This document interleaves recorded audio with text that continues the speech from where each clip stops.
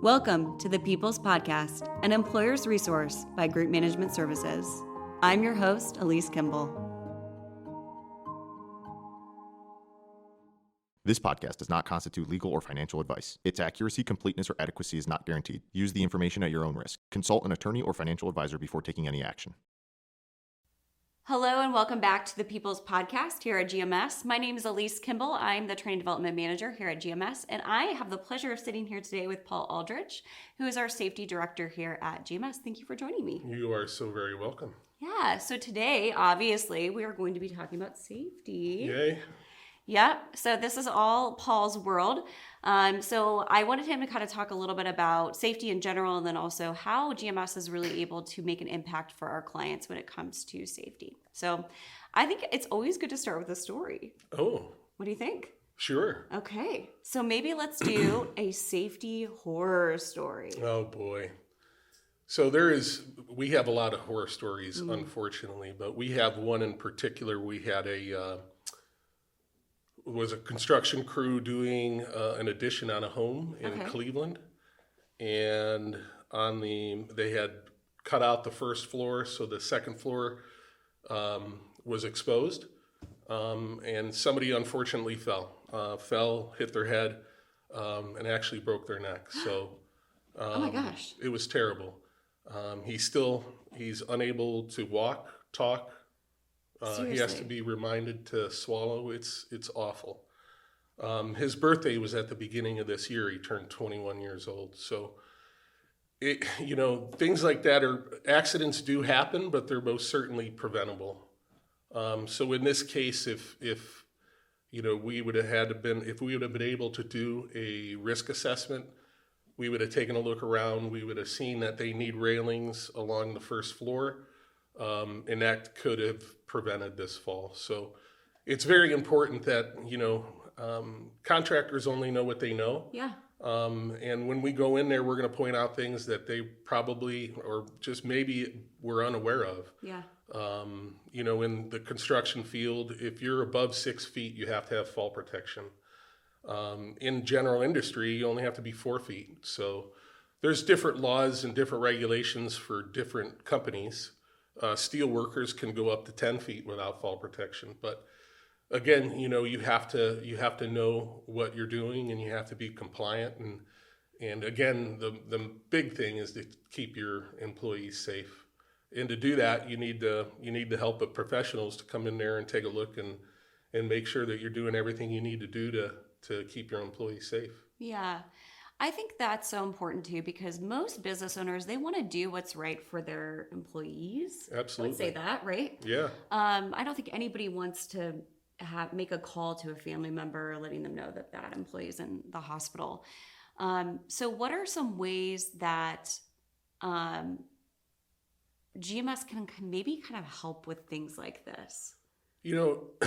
Just build a relationship and, let them know that, there are things that they can do that they're not currently doing to keep their employees safe. A lot of these business owners, not only are they employees, they're close friends, right? Yeah. So especially they in want small business. Oh, absolutely. People so they hire their friends all the time. Yeah, they want to keep them safe. So, right. Their goal is to make sure everybody goes home in one piece, and we're there to help them do that. Absolutely. So let's talk about training. We'll talk specifically about fall training, but you talked a little bit about steel workers, construction workers. Does every company that has over maybe 6 feet of an unprotected railing or something like that need fall protection training? Yes. So if you're going above 6 feet, you need fall protection training in the construction field. Now, there's different kinds of fall protection training, right? Or different kinds of fall protection. You don't necessarily need a harness, but you need railings and things of that nature. So depending on the situation is going to depend on what application you're going to need. And, clients may call us and say, hey, we have a pretty, unique job coming up and can you come out and take a look at it? Yeah, I wouldn't even think about that. Yeah. Every job site is different. Everything's different. So there's times where you could put railings up. There's, if you're on a flat roof, you can use warning lines. things of that nature where you just don't need the fall protection. And sometimes when you're doing roofing, especially flat roofing, harnesses and ropes and everything could get in the way of construction. And OSHA realizes that. So they have different rules and regulations for different applications. Okay, absolutely. So what does OSHA require from most, I would say, construction companies? We'll just kind of stick with construction since we're in kind of that vein. Okay. If you expose your employee to a hazard, any hazard, they have to be trained on that every year. Okay. So if it's fall Like protection, hazardous materials, Okay. ladder safety, slips, trips, falls, safe lifting. Gotcha. If you are exposing your employee to that hazard, Yeah. they need to be trained or at least refreshed on it yearly. That's what OSHA requires. And a lot of clients don't know that. They think, okay, we do a fall protection training, we're good to go. That's not the case. You really need to do that annually. So fall protection, everything I just mentioned has to be done on an annual basis as far as OSHA is concerned. Now, does OSHA require that, or is that just kind of like best practice? No, that's a requirement. So Okay. OSHA will tell you that if they come knocking on your door, they're going to be asking for training that you have done over the year. And, they are looking for everything and anything. So, and that's another big thing as far as OSHA is concerned and how we help our clients. Yeah. So we'll talk about that in a moment. Sure. But so I know you touched on how often they should train. How are they tracking that though? Oh, that's, there's a lot of ways we can do that. Okay. We can do it in pro. A lot of clients have their own methods of keeping track of it. But we'll definitely walk them through how we're keeping track of it. Sometimes it's the old school. We just put it on paper and we put it in their safety manual. So there's a lot of different ways we can help track that training. But Okay. Yeah, kind of like whatever works best for them. absolutely. I think it's good too that they have access to employee files that are electronic. Oh, yeah. And they can track that on there. Yep. Which usually makes that, and you can set reminders for that too. Like, hey, this person needs to, complete another safety training on X, Yep. Y, and Z, which I think is really nice. Cool. Any other stories that you feel would be good to share? There was, real quickly, I do trust but verifies, right? So my coordinators go out, they do a training, and I always call the client and make sure we're fulfilling their needs and meeting their expectations. And I called one owner, and he right away, he said, "Hey, I want to thank you very much." One of my coordinators, Steve Barr, they had built an office in the warehouse. And there was a flat roof on top of the office, and the first thing people want to do is start using it for storage, right? Yep. So they were using it for storage. Employees were climbing up there on a ladder that wasn't secured properly. Yeah. And they also didn't have railing around the top. Okay. So he's like, I send my kids up there, So after we told him to put the railing up, he was like, I was an idiot for not doing that, but I was just unaware. So we are going to bring things to your attention, their attention, our clients' attention that they just might not have known otherwise. Yeah, absolutely. And that's, that's the preventative part of what you do, your role, that keeps things like workers' comp rates low. And also too, it helps with other things like mod rates, things like that. Sure. So Paul, can you share an OSHA success story with us? Sure. In particular, we have a client that's been with us for the long haul, ever since Mike was even in the building down in the valley. So they were probably one of our first, 60 to 100 clients. So It's obviously over 20 years. I'm not really good at math, but they had a repeat violation. So they had some people on top of a roof that weren't wearing fall protection, and OSHA witnessed it. And they also had a couple more violations. So the repeat violation is a serious violation that carried a penalty of $10,000, along with having that on their record. And having a repeat violation on your record is just not good. It will interfere with them bidding jobs. If a larger company wants to contract to do a job, they're not gonna hire them because they have that repeat violation. It's a hazard. Gotcha. Is that hitting their mod rate, or is that more something that a company might look at from like a reputation standpoint? That's a good question. It doesn't hit the mod rate, just because it's not an injury. It was Right. just it was a near miss that OSHA witnessed. So it was a dangerous situation. Yeah. So they fined them for that. But after everything was said and done, they were in compliance. Scott Lennigan was the coordinator that did the investigation and convinced the area director in the informal conference that the compliance officer was mistaken. Wow. And they struck all of the penalties. So we got a clean slate. So we walked away with 0 penalties and 0 fines. So that made the owner and his brother very happy. So I can imagine you saved them $10,000. it was more. It was actually like 35,000. Wow. Who's counting? I would take you to dinner for Yeah. sure. He owes me lunch for sure. You owe Paul lunch. Actually, it's Scott. He owes lunch, but But that's amazing. Let's talk about how safety can really impact a business. So what are some of the things that safety can kind of impact from when it comes to business? We talked a little bit about like the ability to bid for jobs. sure. What other things really can impact by having maybe poor safety? So I'll use another client that we had.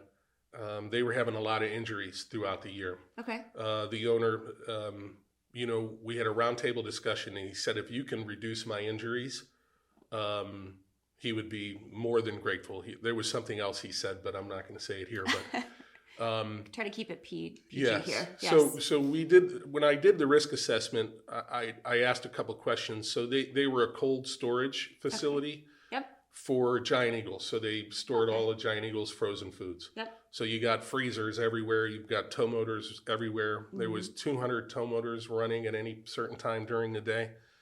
And the tow motors didn't have governors on them. So most of their injuries were tow motor related injuries. So after learning everything and after really seeing what was going on, I had them put a governor on the tow motors.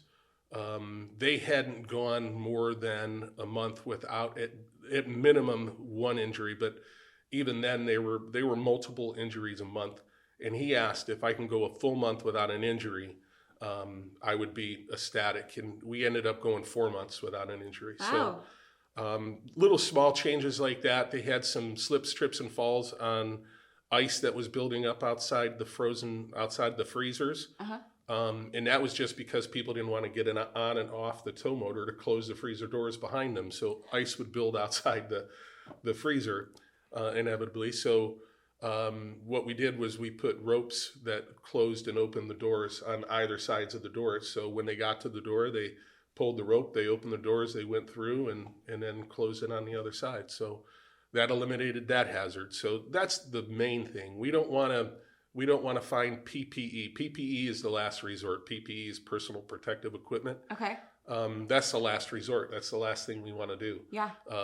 So if we see a hazard, we're going to try to eliminate the hazard. Mm-hmm. If we can eliminate the hazard, then that's the best. Then we don't have to worry about PPE. Right. They were looking for PPE to be able to walk on the ice. Well, let's try to get rid of the ice. So Yeah.